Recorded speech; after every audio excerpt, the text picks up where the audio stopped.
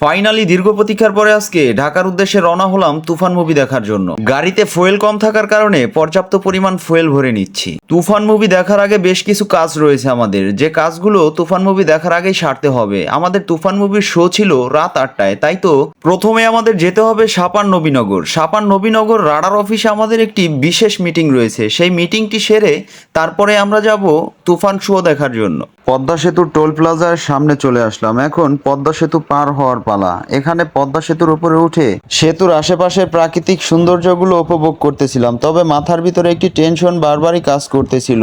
যেতে হবে সাপার, এখান থেকে অনেক দূর। সেখানে কাজগুলো সম্পূর্ণ শেষ করে টাইম মতো আমরা শো দেখতে পারবো কিনা সেটা নিয়েও একটি দ্বিধাদ্বন্দ্বে রয়েছিলাম। তবে আমরা আরেকটি ভুলও করেছি, সেটা হচ্ছে অনলাইনে টিকিট ক্রয় না করে অফলাইনে গিয়ে কাটার সিদ্ধান্ত নিয়েছি।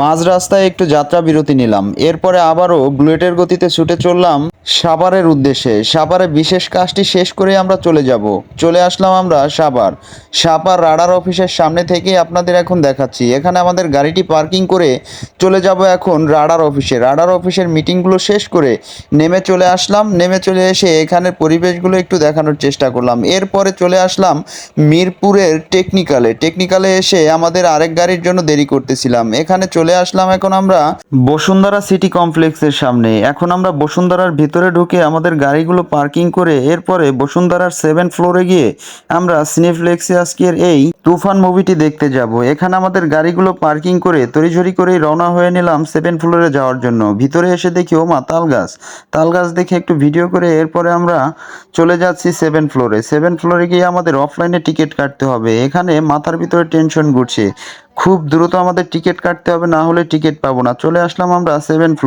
ফ্লোরে এসে এখানে আমরা কাউন্টারে চলে আসলাম। কাউন্টারে চলে এসে এখানে দেখি অফলাইন অনলাইনের দুটোটা টিকিটই শেষ। এখানে টিকিট না পেয়ে এদিক ওদিকে ঘোরাঘুরি করছিলাম। এরপরে চিন্তা করলাম এখানে কালক্ষেপণ না করে চলে যাই। তাই তো নিচে নেমে এখানে মুড়ির দোকানে কিছু খাওয়া দাওয়া করে এখন বাড়ি ফেরার পালা। Tata bye bye.